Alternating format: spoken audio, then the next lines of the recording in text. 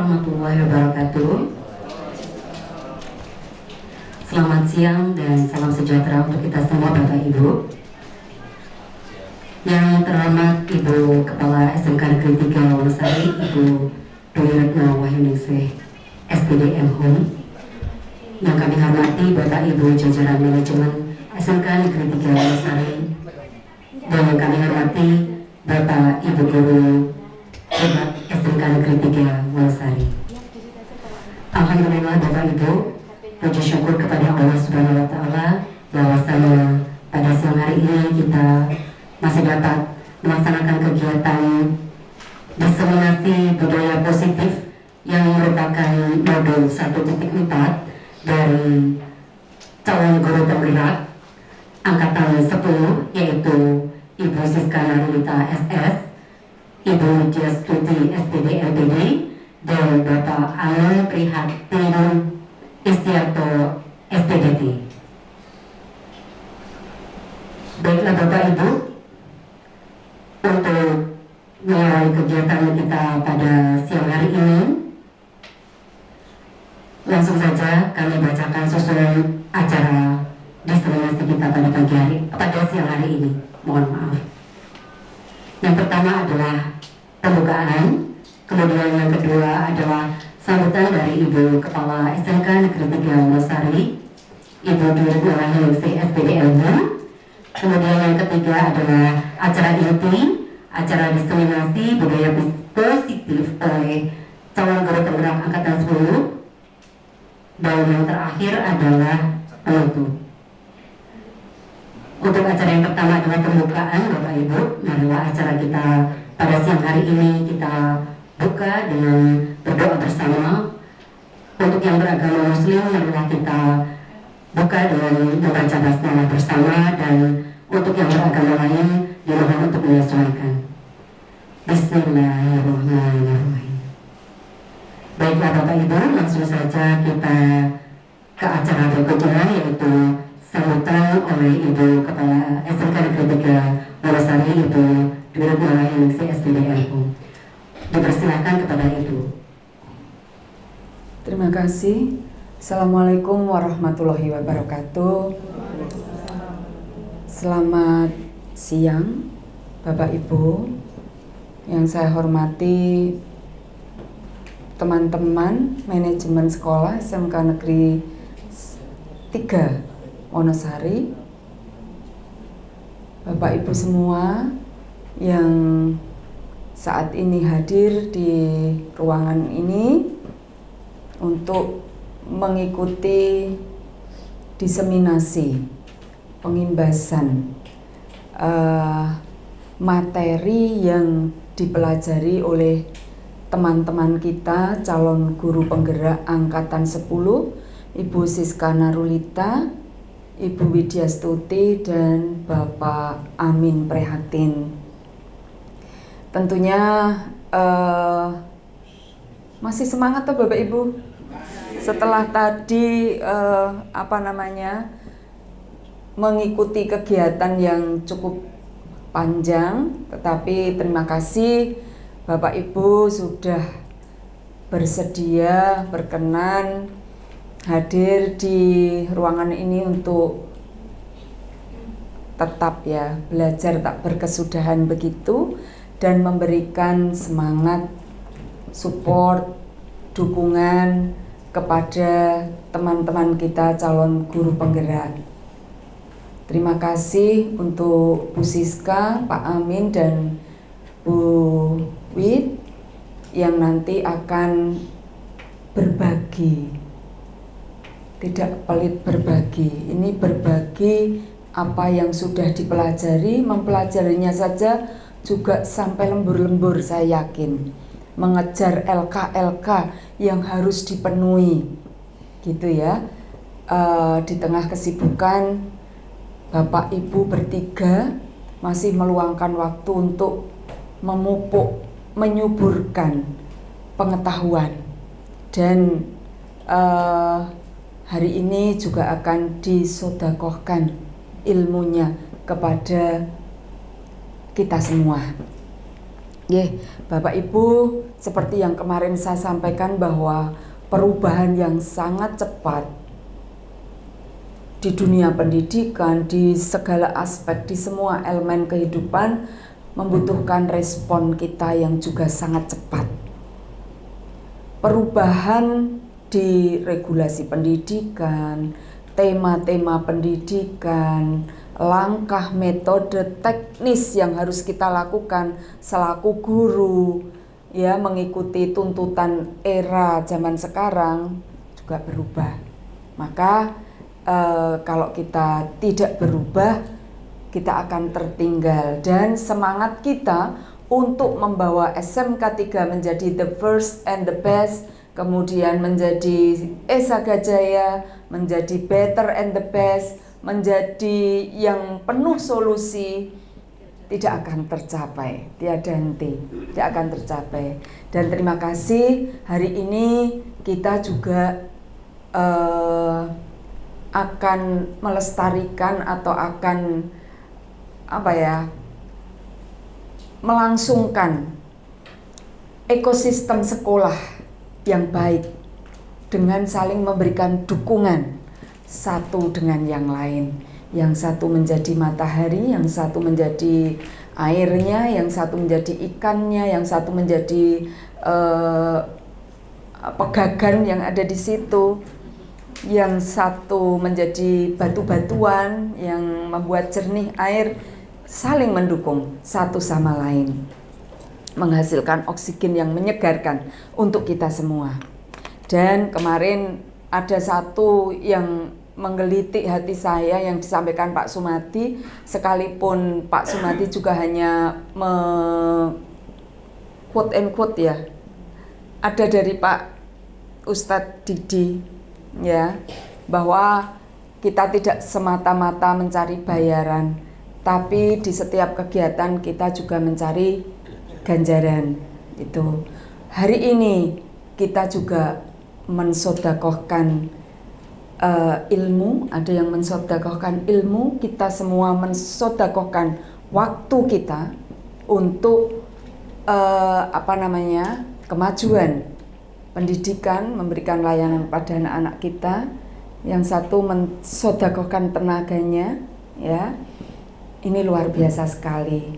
Dan ini juga kita disaksikan oleh anak-anak kita, anak-anak terampil, anak-anak hebat, kompeten, Esaga dari audio video, Mas, ya? MT, oh ya, dari MT, gurunya MT terus ratrimo, langsung saya menyebut aku. Makasih ya, ini loh, ada upaya dari Bapak Ibu kalian yang dilakukan terus-menerus untuk memberikan yang terbaik untuk kalian, ya, seperti itu. Terima kasih sudah meluangkan waktu juga untuk merekam kegiatan ini. Akhirnya semoga apa yang disampaikan oleh teman-teman kita calon guru penggerak itu memberikan makna tersendiri.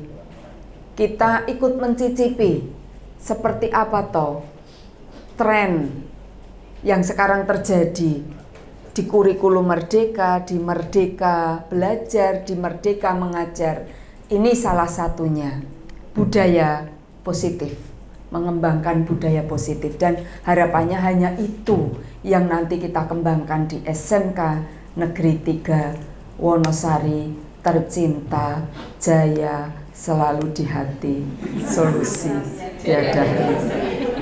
Matur nuwun, selamat mengikuti diseminasi, sukses dan bahagia untuk kita semua. Wassalamualaikum warahmatullahi wabarakatuh.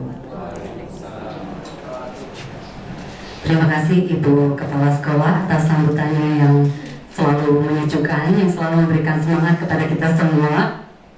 Yang tadinya kita loyo karena sudah seharian mengikuti kegiatan workshop tadi pagi, namun dengan sambutan beliau yang menyejukkan, kita jadi lebih bersemangat kembali untuk saling support satu sama lain.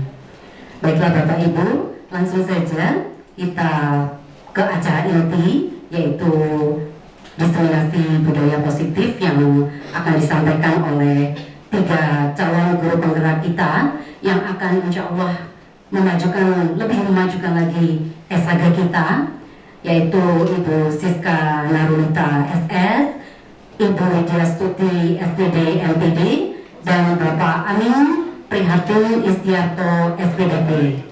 Assalamualaikum warahmatullahi wabarakatuh.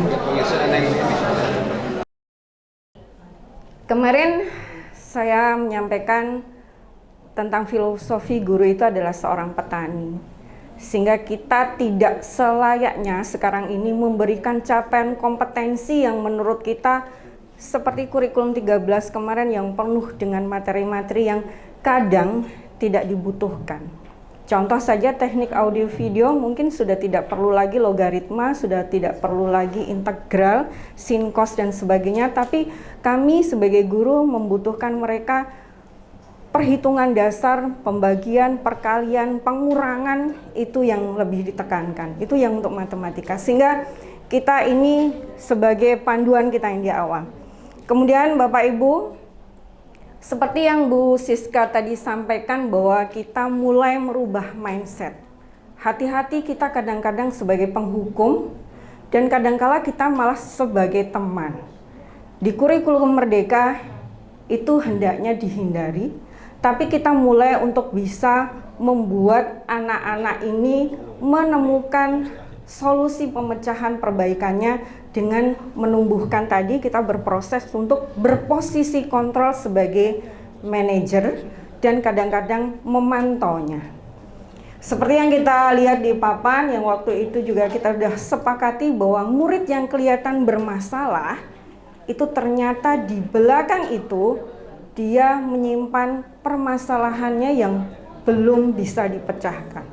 Kita sebagai guru mencoba berkomunikasi untuk mencari solusi perbaikannya. Ini kita sepakati ya Bu ya, murid bermasalah itu ternyata yang tidak terlihat adalah background lingkungannya yang tidak mendukung itu. Nanti akan kita sampaikan lebih detailnya.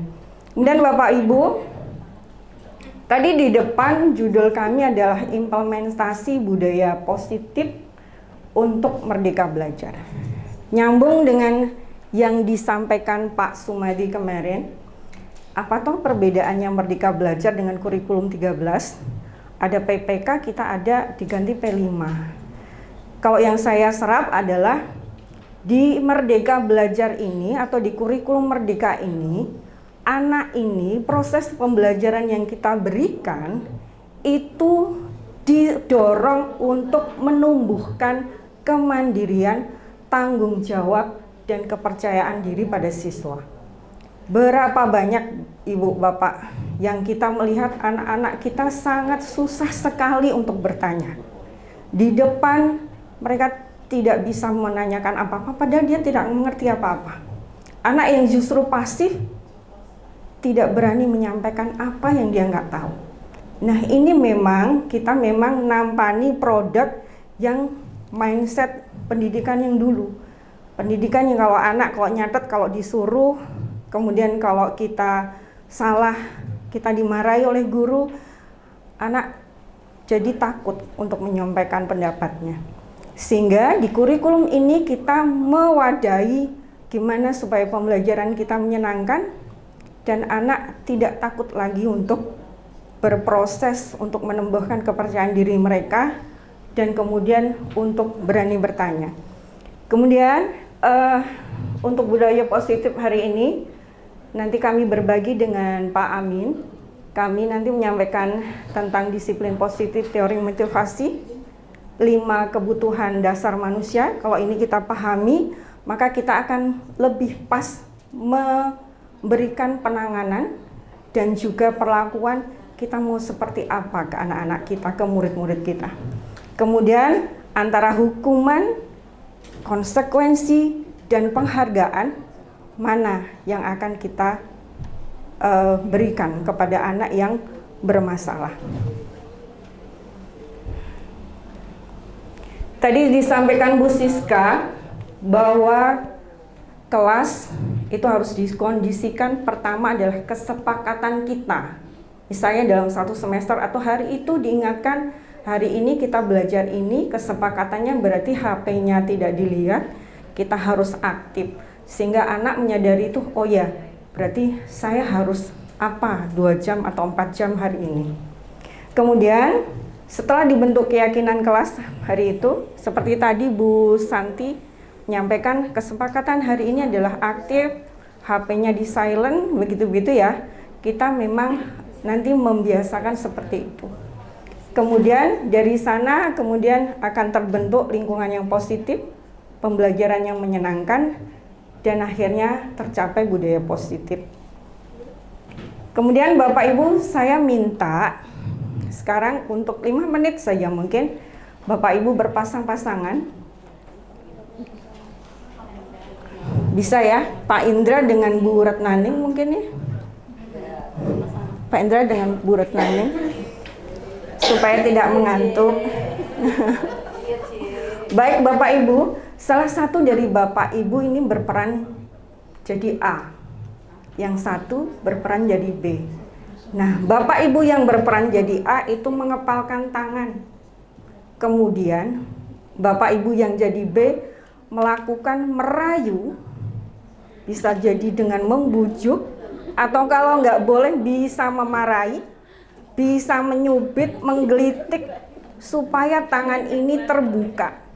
Nah, bagi Bapak Ibu A, ini, oh boleh,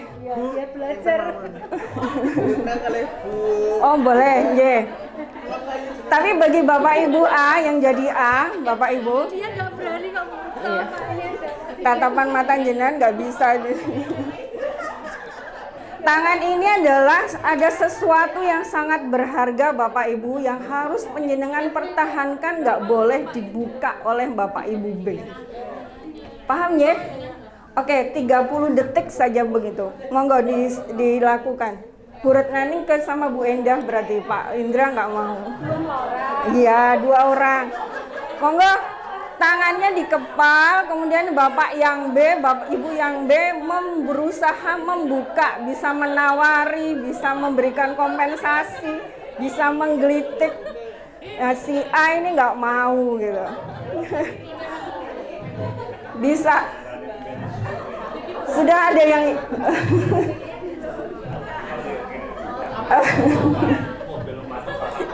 waktunya 30 detik ya. Bu Eni dan Bu Rini masih bertahan.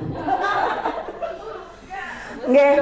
Udah 30 detik rasanya sudah nggih. Saya minta monggo Bu Rini atau Bu Eni menyampaikan apa yang tadi didapat, apakah sudah bisa terbuka? Sudah ngablak-ablak.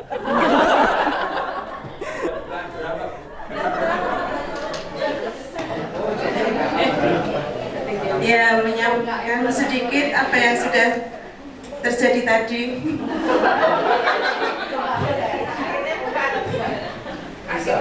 Dengan perjuangan yang luar biasa membuka punya Mbak.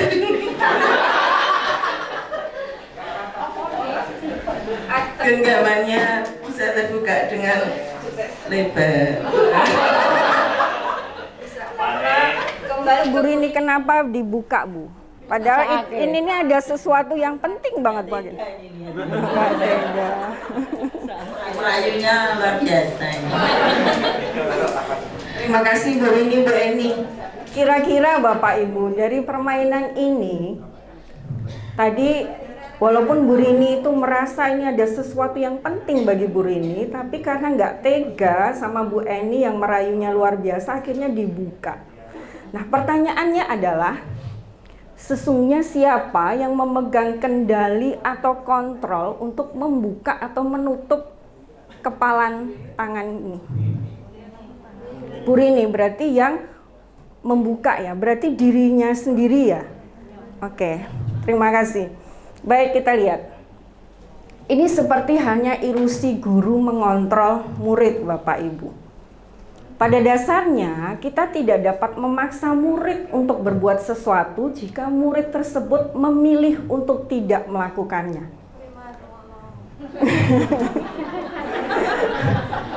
Saat kita memberikan instruksi, ngandani, tapi kalau hatinya murid itu nggak mau membuka, ingin melakukan apa yang Bapak Ibu mau, akhirnya percuma saja. Ya. Jadi yang memegang kontrol adalah orang yang kita kandani, yang akan kita ubah itu. Sehingga walaupun tampaknya guru sepertinya sudah bisa mengontrol, misalnya tugas-tugas terselesaikan walaupun agak rendet gitu ya, itu terjadi karena murid itu sedang mengizinkan dirinya dikontrol. Saat itu bentuk kontrol guru bagi si murid itu menjadi kebutuhan dasar yang dipilih. Saya jalankan ini, saya dapat konsekuensinya nilai. Saya tidak menjalankan, saya tidak lulus. Saya tidak menjalankan, oh saya dimarahi. Dan seperti itu. Kemudian, setiap orang termasuk guru dan murid memegang sepenuhnya kontrol dirinya. Tugas guru sebagai pendidik bukan memaksakan, karena kita paksa aja kalau mereka tidak mau membuka diri, akhirnya kita gagal, akhirnya cuma capek saja. Pulang, akhirnya kita satu harian itu malamnya kita cuma capek sekali. Tugasnya kita sebagai pendidik adalah menumbuhkan motivasi intrinsik pada diri anak kita, pada diri murid, agar tertanam budaya positif tadi, mau menerima apa yang kita kasih. Nah, bagaimana caranya, kita lanjut. Kita menyadari Bapak Ibu, kita menyadari dulu bahwa motivasi perilaku manusia itu ada 3. Yang pertama, kalau tadi kontrol guru ya, yang pertama karena untuk menghindari hukuman, untuk mendapatkan imbalan. Nah, motivasi ini berasal dari luar, bukan dari diri si murid. Dan ini kita berusaha untuk mengarahkan si murid-murid ini, motivasi dia melakukan apa yang kita minta, menyerap pelajaran yang kita itu karena dia menghargai dirinya dia untuk nilai kebajikan yang dipercayai. Berarti menyepakati dulu, kita hari ini mau ngapa, kudu kepiye, dan itu disepakati. Kalau anak siap, berarti kita mulai untuk pembelajaran. Nah ini, dan kemudian hindari pemberian hukuman, yang tadi disampaikan Bu Siska, guru sebagai penghukum, endingnya adalah kita menyakiti seseorang. Kalau kita menyakiti seseorang, saya yakin di satu titik, kita juga tidak merasa tenang. Saya mau tidur, tadi pagi saya nyeneni Devan. Misalnya kayak itu. Ada satu sisi yang kita nggak tenang. Kemudian, dan pemberian penghargaan yang berlebihan, misalnya kowe engko nek gelem, ini tak nek hadiah duit. Dia kalau seperti itu motivasinya hanya pengen aku iso entuk duit, tapi bukan aku melakukan ini karena nilai kebajikan saya nanti saya mau jadi seperti apa, itu nggak akan tertanam pada dia. Nah, kita guru mendorong ke sana. Seperti yang di slide ini. Nah, motivasi nomor 1 dan 2, kita berusaha untuk meminimalisir ini dan mengarah untuk apa yang kita sampaikan ke murid kita, murid melakukannya karena mereka tahu itu diperlukan untuk mereka. Saat itu kontrol hatinya mengizinkan. Seperti tadi kita mengizinkan ini buka nutup, tergantung dari kita mengizinkan, oh kasihan, oh ini, tapi nanti kalau si murid, oh ini baik untuk saya.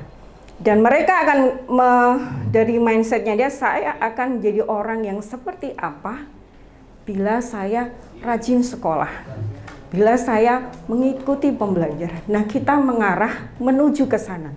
Dan ini tidak akan bisa dilakukan dengan kata-kata yang menghardik, menuntut, tapi menyentuh hatinya.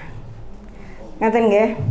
Kemudian Bapak Ibu, setelah teori motivasi kita memahami, ada 3 tadi.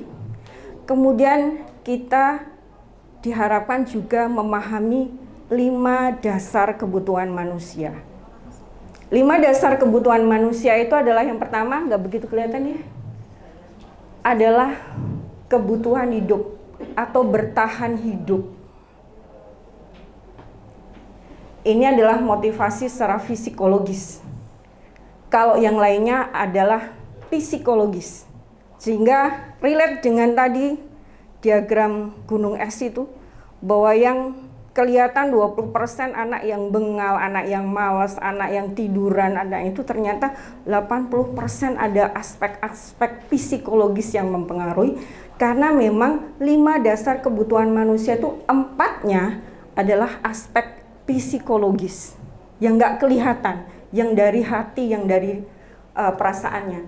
Yaitu adalah yang kedua, kebutuhan mendapatkan kasih sayang, rasa diterima dalam kelompoknya, kemudian kesenangan, kemudian dia menginginkan kebebasan, kemudian dia juga ingin berkuasa, menguasai. Ini adalah 4 ini adalah aspek psikologis, dan itu kita pahami. Nah, seluruh tindakan manusia memiliki tujuan tertentu. Semua yang kita lakukan adalah usaha terbaik kita untuk mendapatkan kebutuhan itu. Kebutuhan untuk bertahan hidup, survival. Kita bekerja itu untuk bertahan hidup ya. Kemudian kasih sayang dan rasa diterima dalam suatu pekerjaan, kita pengen lebih bermakna, bermanfaat karena ada rasa diterima dalam kelompok kita. Kemudian pengen kebebasan, kadang-kadang Pak Heru mengumumkan daring, wah luar biasa senang itu. Kadang-kadang Mas Devan nggak sering. Kadang-kadang saja, kok penat gitu, daring, alhamdulillah gitu. Kemudian kesenangan, ya murid tentunya happy kalau pelajaran kita menyenangkan. Dan kemudian, sudah kekuasaan tadi ya. Nah, kalau kita mendapati Bapak Ibu, seseorang atau murid kita yang melakukan hal-hal yang di luar kebajikan, kebajikan itu yang tadi disampaikan Bu Siska, hal-hal yang baik kok dia kok melanggar, sebetulnya dia itu gagal memenuhi kebutuhan dasarnya itu. Contoh kasus supaya untuk memperjelas. Baik, Bapak Ibu, saya skip ya karena ada trouble. Sekarang yang ini aja. Baik, Bapak Ibu, contoh kasus untuk memahami kebutuhan dasar. Bapak Ibu, Ibu Ambar adalah wali kelas 10 SMK, sedang bingung menghadapi salah satu muridnya Doni. Beberapa temannya datang mengadu ke Bu Ambar bahwa Doni ini sering meminta bekal makan siang tak dengan memaksa. Jika Anda sebagai Bu wali kelasnya atau ibu gurunya yang melihat itu, menurut Anda kira-kira apa alasan Doni? Bu Siska, kira-kira apa ya Bu? Ini kalau saya jadi siapa? Bu Ambar ya? Oh. Kalau saya jadi Bu Ambar, maka saya akan tanya sama Doni, kenapa dia melakukan seperti itu, yang mendasari atau latar belakangnya kenapa dia maksa. Kemudian kalau nanti sudah tahu, misalnya dia menjawab karena dia belum sempat sarapan gitu, makanya kemudian nanti kita menanyakan alasannya kok belum sarapan, kenapa? Karena mungkin ibunya sibuk, belum bikin sarapan atau gimana gitu. Terus nanti kita cari solusinya bersama-sama. Jadi kita panggil ibunya, kemudian kita sampaikan bahwa Doni melakukan hal ini, dicari solusi bersama antara Doni, Bu Ambar, sama ibunya Doni seperti apa. Oke. Berarti dia termasuk kebutuhan apa kalau pengen maem itu?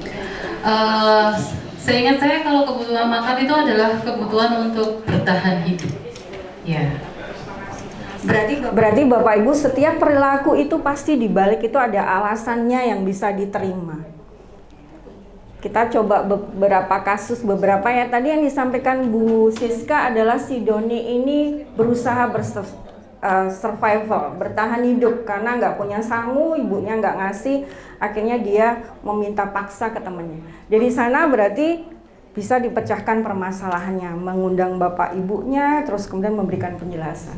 Kemudian kalau si Doninya setelah ditanya mengambil makan temennya itu karena pengen diperhatikan, karena merasa senang, berarti dia lagi butuh kasih sayang, pengen diperhatikan. Sehingga guru pada posisi itu akan memberikan penjelasan harus seperti apa. Kemudian kalau di dalam kasus itu Doni melakukannya karena dia merasa hebat, karena temannya jadi takut, berarti dia memerlukan kebutuhan pada saat itu adalah dia berkuasa. Kemudian jika Doni menjawab bahwa dia bosen dengan kantin, dengan makanan yang dibawakan ibunya, berarti dia baru butuh kebebasan. Kemudian yang terakhir, jika dia hanya iseng dan melihat ekspresi temannya itu takut itu menyenangkan bagi dia, berarti dia memenuhi kebutuhan akan kesenangan. Sehingga Bapak Ibu, dari jawaban-jawaban ini kita mengetahui bahwa nilai valuenya adalah seorang murid yang tidak begitu berhasil secara akademik, tidak pinter, tapi dia merasa pengen dihargai, dia akan membuat sesuatu yang dia merasa dihargai. Bisa jadi tidur itu mungkin bisa menarik perhatian temannya atau gurunya. Dia ada yang merasa bangga dengan itu. Kemudian seseorang yang tidak bisa diterima oleh temannya, berarti dia kebutuhan kasih sayang dan pengen diterima. Biasanya anak ini akan menyendiri, membuat circle sendiri. Nah, guru bisa mendekati ke arah sana. Nah, kalau balik dari semua tadi, kita menyadari bahwa konsep 5 kebutuhan dasar manusia ini dimiliki oleh semua, baik murid dan guru, kita akan paham. Nah, kalau kita berkeliling, kita melihat, memprediksi guru-guru, teman-teman kita, itu juga pasti melakukan sesuatu didasari dengan 5 dasar kebutuhan tadi. Nah, sekarang Bapak Ibu, apa yang dilakukan rekan sejawat, guru terhadap murid, apabila mendapati murid ini mempunyai kebutuhan dasar X saat dia melakukan itu? Apa yang harus dilakukan? Jawabannya adalah menurut Dr. William Glasser dalam kontrol teori, tadi yang disampaikan Bu Siska, dia juga membuat buku restitusi, menyatakan bahwa kapasitas untuk berubah ada dalam diri orang tersebut. Jika kita dapat mengidentifikasi kebutuhan apa yang mendorong perilaku itu, maka perubahan perilaku positif dapat dimulai dengan mencari solusi untuk memenuhi kebutuhan tertentu dengan cara yang positif pula. Sehingga Bapak Ibu, tidak ada orang yang jahat. Kalau toh dia jahat, dia tidak berhasil memenuhi kebutuhan dasarnya itu. Pendekatannya adalah jalin komunikasi, persuasi, dan kemudian mengarahkan, membuka hatinya. Manakala kontrol itu terbuka, kita bisa menembus itu untuk membawa dia ke arah yang kebaikan. Ngaten teorinya, maka kita berproses ke sana untuk mengarah ke situ. Kemudian Bapak Ibu, dari teori motivasi, 5 dasar kebutuhan kita pahami, anak ini mempunyai alasan yang bisa diterima kenapa dia mempunyai nilai-nilai yang di luar kebajikannya. Saat kita temui, kita bisa mendapatkan solusi positif. Nah, sekarang antara hukuman, konsekuensi atau penghargaan, saya tulis tanda tanya. Karena seringkali kita memberikan hukuman tanpa kita sadari. Nah, contoh sekarang, ini adalah perbedaan hukuman dan konsekuensi. Bapak Ibu bisa baca. Intinya adalah dari sekian banyak itu adalah kalau hukuman adalah esesnya adalah menyakiti seseorang, baik secara psikis maupun secara fisik. Psikis bisa dengan kata-kata kita yang tanpa kita sadari itu menyakiti anak itu, atau justru secara fisik keliling lapangan dan sebagainya. Nah, apa yang harus dilakukan adalah kita mulai membuat anak itu menjalani hukuman sanksi itu berdasarkan konsekuensinya. memang anak secara konsekuensi juga merasa ada kerugian karena dia berbuat salah. Tapi si Naren tadi kita arahkan konsekuensinya apa? Apa yang bisa kamu perbaiki untuk menanggung kesalahan itu? Dia akhirnya menemukan, oh berarti saya harus bangun pagi, Bu. Kalau misalnya dia nyakitin orang, kamu sudah menyakiti dia, memukul temanmu, apa yang harus kamu perbaiki? Dia pasti, oh ya saya mau minta maaf. Itu keluar dari anak itu karena kontrol hatinya saat itu membuka hatinya, oh iya saya sudah salah. Dan kita mengarahkan ke sisi itu. Nah sekarang Bapak Ibu, kita belajar untuk melihat ini kategori hukuman atau konsekuensi. Saya bacakan Bapak Ibu menjawab aja. Mencatat 100 kali di dalam buku, saya tidak akan terlambat lagi karena terlambat. Hukuman, konsekuensi, hukuman. Sepakat ya? Oke. Lari keliling lapangan basket 2 kali karena terlambat hadir di sekolah. Hukuman, sepakat. Murid diminta untuk push up 15 kali karena tidak menggunakan masker ke sekolah. Hukuman. Mengganti kertas tugas teman yang telah dicoret-coret. Konsekuensi. Paham nggih buktinya? Kalau konsekuensi dia memang rugi, tapi untuk perbaikan bagi kesalahan yang telah dia lakukan. Beda dengan yang atas tadi, anak ini melakukannya tapi nggak ada perbaikan bagi untuk dia. Dia justru tadi yang disampaikan Bu Siska akan dendam pada kita, akan sakit, dan mungkin 10 tahun lagi dia juga akan ingat, aku dulu nggak bisa bahasa Inggris karena guruku bahasa Inggris ngatain aku bodoh banget di Inggris. Itu bisa menyakiti dia sehingga mindsetnya dia, aku nggak bisa Inggris, sampai kapanpun aku nggak bisa. Nah itu kata-kata yang menurut kita mungkin pada saat down biasa, tapi luar biasa bagi anak kita. Lanjut ya Bapak Ibu. Membersihkan tumpahan air di meja tulis karena tersenggol pada saat belajar. Konsekuensi. Baik, murid disuruh untuk tidak mengenakan sepatu seharian karena tidak mengenakan sepatu hitam. Hukuman. Ini terjadi di sekolah saya lama, anak yang tidak pakai sepatu hitam diambil oleh BK seharian, anak itu nggak bersepatu. Ternyata itu adalah hukuman. Kemudian lari mengelilingi lapangan basket, oh sama ya, berarti sudah. Ini akhirnya kita paham mana konsekuensi, mana hukuman, dan kita mengarahkan untuk setiap apa yang kita lakukan penanganan ke siswa, kita berusaha membuat konsekuensi dan anak itu menyadari bahwa itu memang harus saya lakukan karena untuk kebaikan saya. Gitu ya Bu, Pak? Baik, sekarang yang terkait penghargaan. Apakah penghargaan itu perlu nggak Bapak Ibu? Pak Indra, perlu nggak Pak penghargaan itu Pak? Saat apa Pak kasih penghargaan Pak?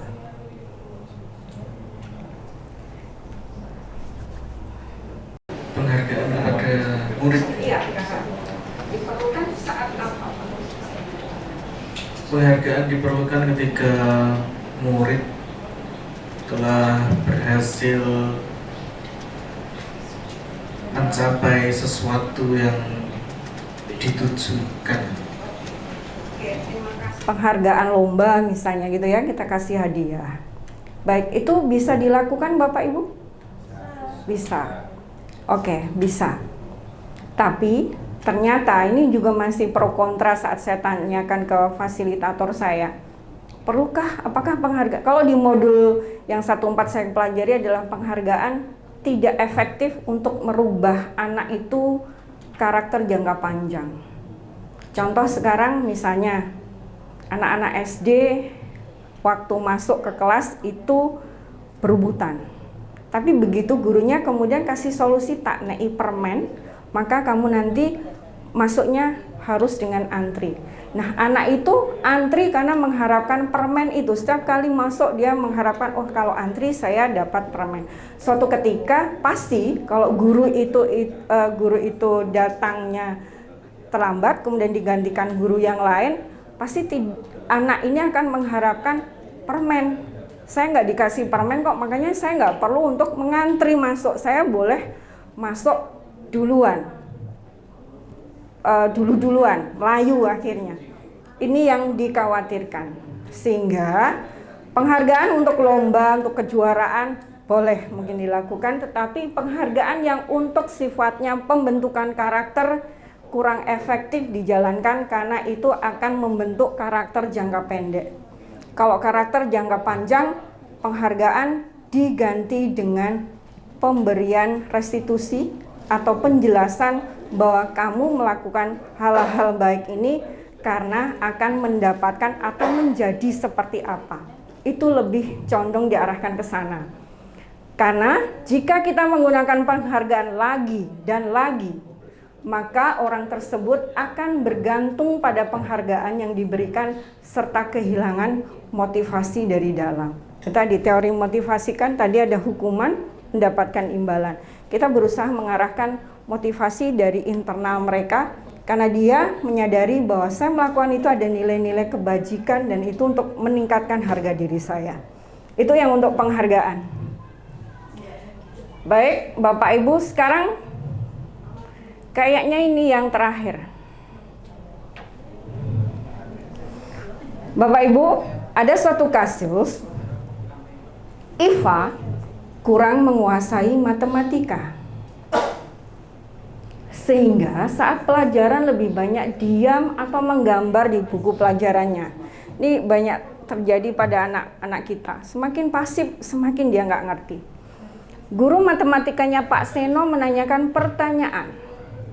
Iva gugup dan tak sengaja menjatuhkan tasnya dari kursi.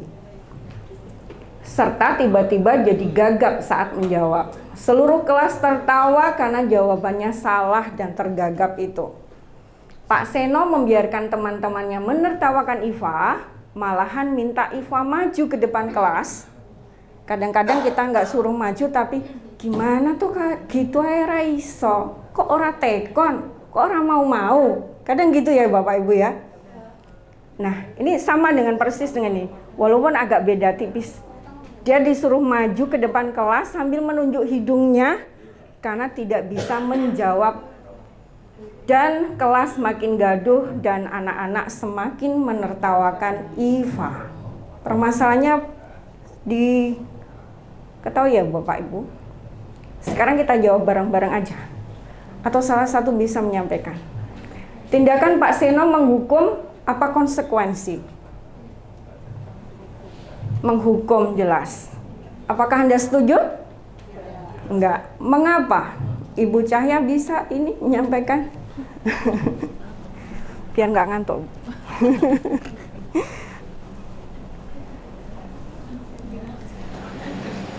Yang nomor 2 ya Bu? Membaca sikap Iva, kira-kira kebutuhan apa yang diperlukan oleh Iva. Sebenarnya supaya si Iva ini sadar gitu ya, itu seorang guru itu sebenarnya ketika sudah ada di kelas itu diterapkan asesmen diagnostik yang awal, itu kan sebenarnya guru itu sudah tahu ini potensinya seperti apa.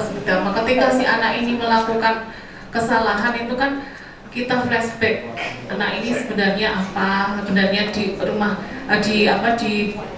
rumahnya itu ada masalah apa, latar belakang keluarganya apa. Jadi semuanya itu sebenarnya kembali lagi, kalau menurut saya pribadi belum tentu memberikan penghargaan itu adalah sesuatu hal yang buruk, memberikan hukuman itu juga sesuatu hal yang buruk. Tapi sebenarnya ada yang anak itu memang aleman gitu ya, memang di rumah memang dia kurang kasih sayang sehingga dia aleman, jadi diberi penghargaan itu bagi dia itu adalah wujud dia itu bisa mengapresiasi aktualisasi dirinya itu di situ. Sebenarnya seperti itu menurut saya. Jadi ya intinya si Iva ini perlu hargai, perlu dilihat lagi si anak ini seperti apa. Oke, terima kasih Bu, luar biasa. Kita belajar dari Bu Cahya ya. Terima kasih. Jadi kalau Iva itu seperti itu, kita memahaminya dia karena ada sebab sesuatu. Bisa jadi penghargaan kita kasih, tapi juga hukuman kita bisa berikan, tetapi memandang situasinya seperti apa. Kemudian ketiga, Bapak Ibu, kalau Pak Seno mengambil posisi manajer, tadi yang disampaikan Bu Siska, apa yang akan dilakukan atau dikatakan olehnya, dan pertanyaan-pertanyaan seperti apa yang akan diajukan? Pak Sigit mungkin? Apa Pak? Monggo Pak. Kalau dia manajer gimana Pak?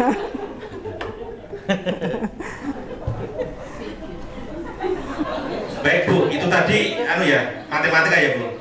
Ini saya tidak akan berteori terkait dengan itu. Ini anak saya sendiri Bu. Anak saya sendiri. Jadi yang saya menganggap anak saya si Iva ini. Nanti kita korelasikan dengan Pak Seno. Dulu anak saya itu takut dengan matematika. Dulu Bu. Dan sekarang juga takut.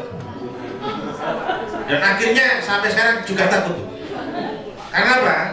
Ketika dia tidak bisa mengerjakan soal, itu gurunya itu malah ngakon garap soal Bu. Ketika masuk, kemudian dia itu disuruh mengerjakan soal. Dan akhirnya anak saya ini tidak mau masuk pada hari tertentu yang ada gurunya itu. Gitu loh. Maka kemudian yang saya lakukan, ya saya kirimlah ke psikolog. Itu sudah. Jawabannya itu Bu. Artinya begini. Saya sebagai guru ketika menangani anak semacam itu masih kesulitan. Dan ternyata saya harus mengambil disiplin ilmu lain, bahwa anak saya ketika dia tidak bisa matematika, dia ada sesuatu yang mungkin muncul dari pikiran dia yang bisa diajukan. Artinya ketika dia matematika tidak bisa, apakah ilmu yang lain tidak bisa gitu. Maka ketika saya tidak mencapai pada tataran itu, saya minta bantuan psikolog untuk kemudian memetakan kerjanya anak kui di mana toh, begitu. Maka kemudian ketika Pak Seno mengambil posisi sebagai manajer, anggaplah saya sebagai Pak Seno, ya saya akan minta bantuan, begitu. Karena bagaimanapun juga tidak mungkin anak itu ya seperti yang saya alami sendiri. Anak merasa matematika, baksa matematika meskipun sebenarnya nek dihukum gitu ya tidak bagus. Bicara bukan paling tidak. Terima kasih. Itu tadi terakhir Pak, diajak rembukan, diajak komunikasi. Yang terjadi pada Pak Sigit juga terjadi pada anak saya. Anak saya itu sampai sekarang nggak bisa matematika karena pernah bertanya ke gurunya. Gurunya menyampaikan, tadi kan sudah diterangkan, kenapa tadi nggak nanya dari tadi. Itu yang menyakitinya sehingga sampai sekarang dia nggak pernah bertanya dan menganggap matematika dia nggak bakalan bisa. Dan kemudian saya mengambil langkah ke Pak Sigit, berarti bidangnya bukan di matematika. Nanti mungkin akan diarahkan ke yang lain, bahasa dan sebagainya. Itu kalau kita sebagai orang tua ya Bapak Ibu. Kalau anak-anak kita SMK 3 nggak banyak yang mempunyai orang tua yang pemahamannya lebih high gitu. Pasti dia akan menyerahkan, bahkan anak menjadi cenderung tertutup dan mengunci dia selama-lamanya. Nah yang harus diperhatikan pada guru, andai kata kita jadi Pak Seno, tadi saya setuju ke Pak Sigit bahwa kita komunikasikan. Jangan memaksa anak yang sesuatu yang tidak mengerti. Tapi kita bantu mereka pelan-pelan. Ini mudah, hanya perlu usaha yang lebih. Dan itu jangan disampaikan di depan kelasnya karena memang sangat menyakiti anak tersebut. Anak saya sampai sekarang ya matematika susah luar biasa walaupun hanya penyelesaian yang kecil. Ngaten ya Bapak Ibu dari saya. Terima kasih. Mudah-mudahan kita berproses untuk bisa menjadi guru yang lebih bisa memahami dan menuntun anak-anak murid kita. Terima kasih, waktu saya kembalikan ke Bu Retna. Baiklah Bapak Ibu, demikian tadi paparan dari 3 narasumber kita, Ibu Siska, Ibu Widyastuti dan juga Bapak Amin. Semoga apa yang mereka bertiga sampaikan nanti akan mampu membawa kita kepada pemahaman yang lebih lanjut terhadap apa yang dimaksud dengan budaya positif. Dan pada akhirnya nanti kita sebagai guru dapat menciptakan lingkungan yang berbudaya positif sehingga lingkungan kita adalah lingkungan belajar yang menyenangkan dan juga membuat siswa dan juga guru semakin bahagia dalam lingkungan sekolah. Mungkin itu saja Bapak Ibu, karena waktu juga sudah sangat limit, waktunya sudah sangat terbatas. Maka kami ucapkan terima kasih atas atensinya dan mohon maaf atas segala kekurangan. Akhir kata, wassalamualaikum warahmatullahi wabarakatuh.